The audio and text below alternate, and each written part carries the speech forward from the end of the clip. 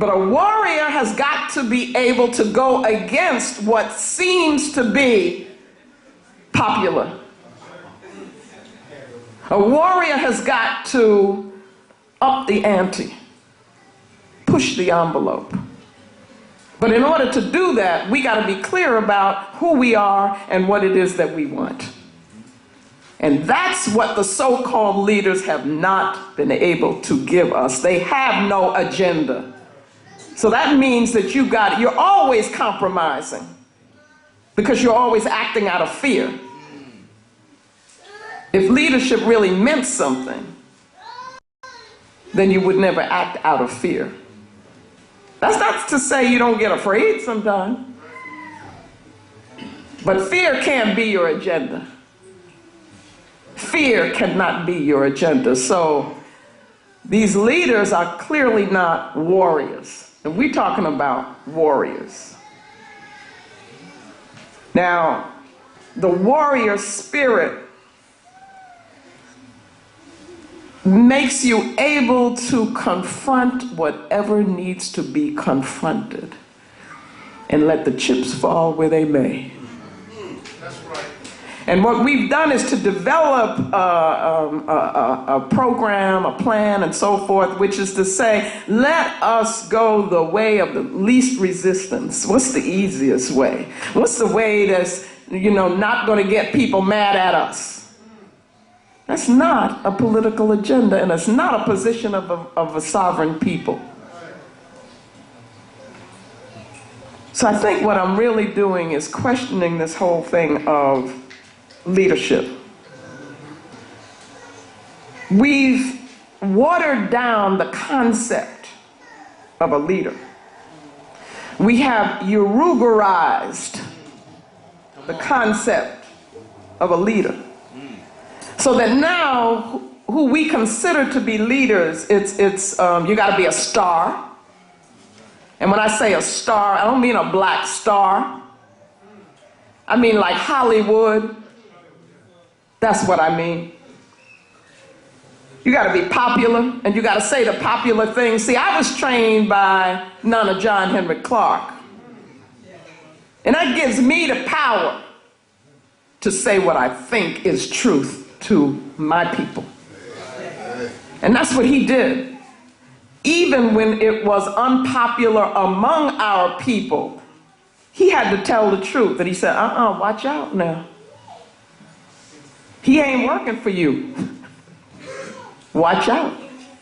And people came to him and they warned him. They said, Professor Clark, you really want to say that? You really want to take this position? He said, yeah, because this is the truth. Now that's who I was trained by, so I got to do the same thing, okay? But when we talk about leader now, that's not what we're talking about. We're talking about the person who wants to remain popular. We're talking about the person who may be glib, got away with words, but they really not saying anything. That's what we're talking about. We're talking about the person who develops this personality thing that makes them all about them. We're talking about the person who always wants to stay in the limelight. Person who's ego tripping. So I'm suggesting that we scratch that term, leader. And that what we need are organizers, we need warriors. We need victors. Me, I'm in it to win it. There's nothing less than that. That's what Baba Kobe said on Friday. We in it to win it. So we do whatever we have to do to make that happen. And we say whatever we know is truth or believe is truth or have thought about it. Okay? Problem is that the so-called leaders are not doing political analysis. They're not doing historical analysis. So therefore, they're not in a position to be a vanguard. You see, they're not in a position to teach because they're not doing the work that you do when you want to take your people where they need to go. So I'm raising that here, and I'm saying that we need to more think in terms of what we need to be in order to be warriors, what we need to be in order to be organizers of our people, and then one of the most important things, which I will be talking about, is being visionaries. That's what we're lacking. If a person gets up in front of you and they say they purport to be your leader, or somebody presents them as a leader, you have a responsibility to confront them, not in a negative way, but to say to them, what is your vision for our people? And I will guarantee you that most of the people now that are called leaders by the media would kind of scratch their head a bit. They would, shift a little and do all of that stuff because they have not thought about that and do not have a position with regard to what is a vision of victory for our people. You got to have that, because that's what tells you how to organize. And that's why we don't have an agenda, because the people who are supposed to be developing all of that don't do it. They don't have an agenda. So that everything they do is reacting to what the enemy does. You see? We have to even have a vision that goes beyond the presence and existence of Urugu. We have to be able to envision a world with no Urugu. An African world. Then what do we want it to look like? What do we want for our children in our world? We have to have the courage to construct our own reality. And that's what Garvey was talking about. That's right. Because he said he looked around, he didn't see what he thought should be there, and so what did he do? He didn't get depressed about it. He didn't get defeated about it. He said, I'm going to build the government that we need to have. Woo! Where do you get that kind of boldness from? So we got to go all the way back to Garvey, who said he would come again. He said he would be here with us, no matter how long it took. And I'm telling you that the way he comes back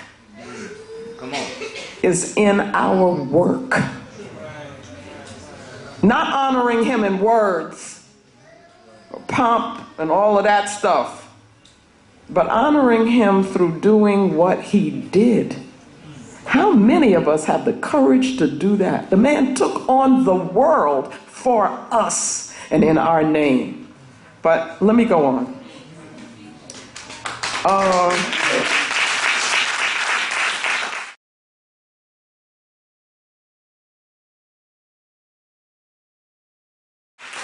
Okay, it's about power, y'all. And anybody who talks about anything else or tries to make it about anything else, they just shucking and jiving.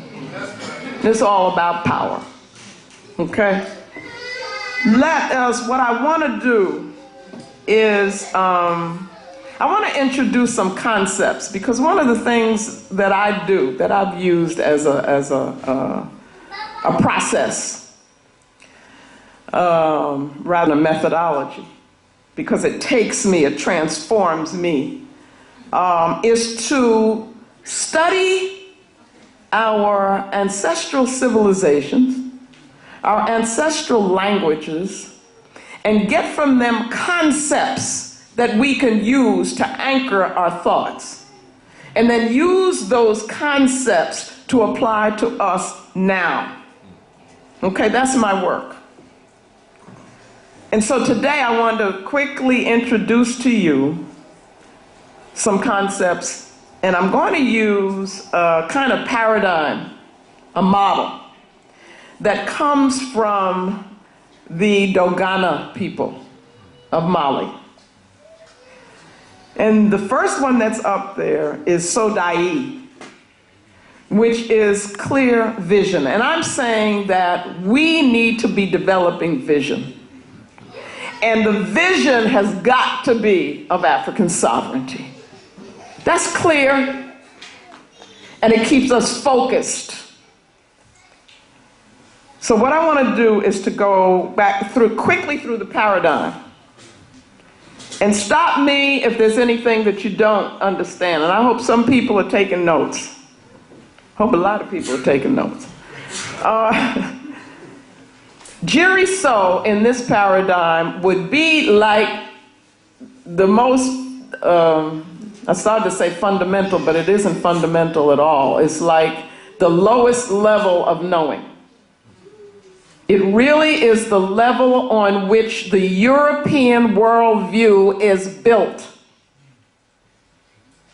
It's the most simplistic, not simple in a good way, but simplistic. So we call it word from the front. And that means really what you see is what you get. You see what I'm saying? Is that it is the literal level. It is the superficial level. It has no depth.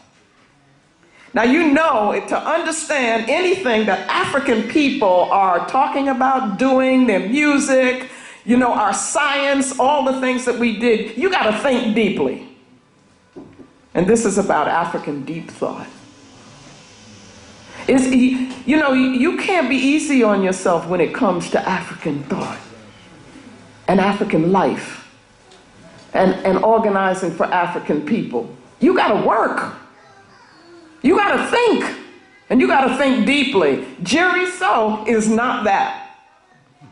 Again, it's what you see is what you get. So ain't no interpretation, and it can't be any understanding. So Jiriso is sight without understanding. Everybody got that?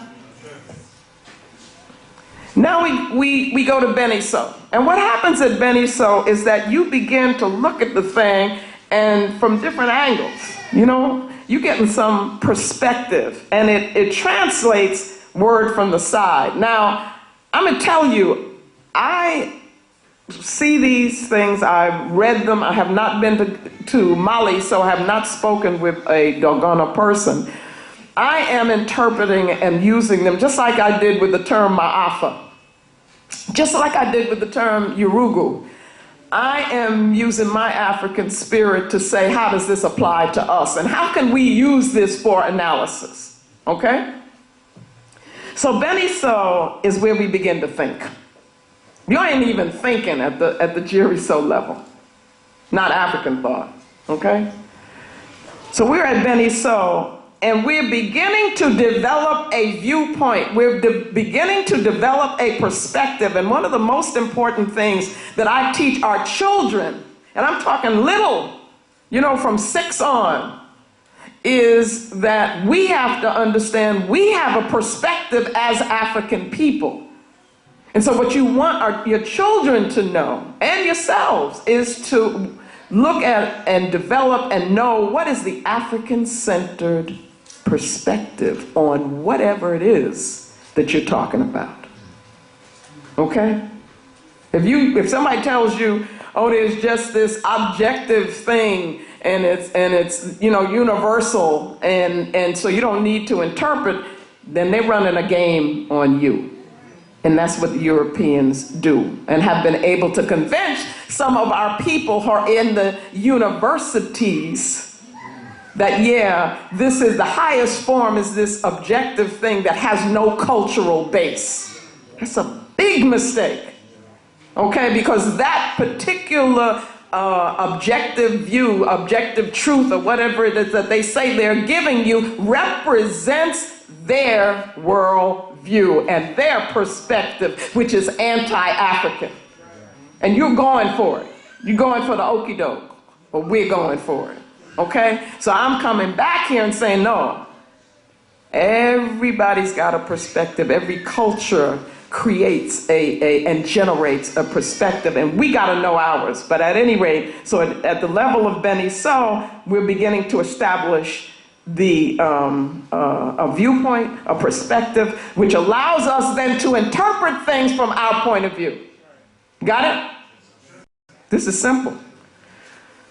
So then I say that this, Beni So, is a level of sight with thought and perspective.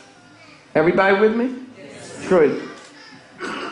Then we move to another level, and Bolo So is translated word from behind. Well, what I do when I'm working with the children is to say to them, I let them interpret it and think about it. What do you think that means?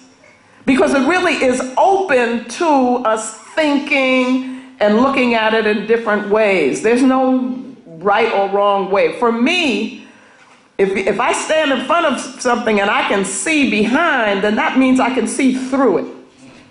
So I'm saying you're going inside there. So that's really deep. You can get inside something, okay? So I say it's penetrating to the inner meaning of whatever it is that you're looking at.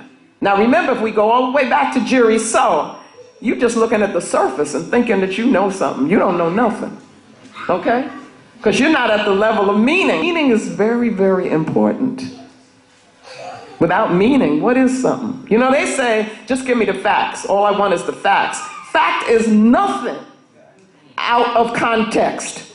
For a fact to have meaning, you have to put it into a context. And we define what that context is, and what is it? It's African sovereignty. Okay, so where does it fit within that? That's how we determine the meaning of something. And our children can do that. If we train them properly, they can think on that level when they're little. So we are finding the essence of a thing at the level of Bolo. So we're seeing through it, and we are getting insight. Insight. Do you see how that works? Okay? Understanding on a deeper level. You get insight into something, into how it works. And that's a problem for us because we haven't studied how the system works. And the mistake that we made, again, in 2008, and so you would expect our people generally to make this mistake, but not the so-called leadership, is that it wasn't personal, y'all. And it ain't personal now. It's not about a person. It is about a system. And that system is oppressive to us. And the one thing that I would add to what Dhoruba was saying was that we got to look at what this administration did with regard to Africa and is doing with regard to Africa, our motherland, that we have a responsibility to protect. We got to understand, every person here should know what AFRICOM is. Okay, and if you don't, then you go back home and look it up and study it. Go to Black Agenda Report and begin looking and getting that information. See what Brother DJ does on the cipher, and is that what you call it? Okay.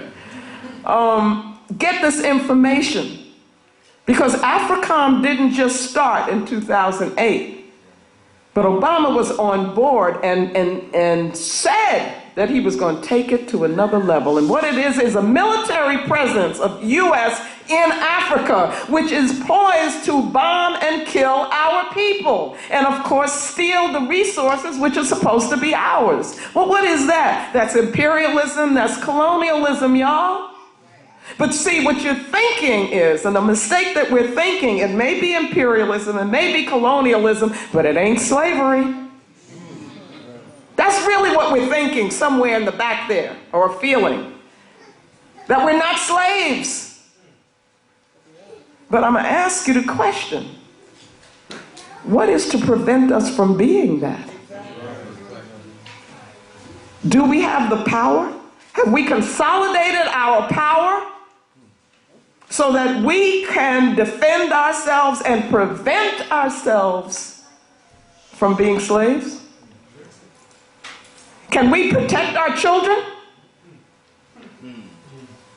Brothers, can you protect your wives? You see what I'm saying? That only comes from power. And it comes from a consciousness that says who we are. You got to know how you define we. Getting back to this, the paradigm. So that's Boloso. And then we come to Sodai. And in this presentation of the paradigm, I'm going to make this like what it is we want to reach. So Sodai is translated clear word in Dogana language. And I use it to mean that here we gain understanding. This is sight with understanding. And it is seeing beyond what just we think we see with this physical thing. It's seeing beyond that. And so we gain vision, because that's what vision is. With vision, you've got to be able to use the imagination informed by the African spirit. And Brother Amos, who I work very closely with, was a good friend of mine. He taught me, and he would talk about imagination. Image a nation. Do you see?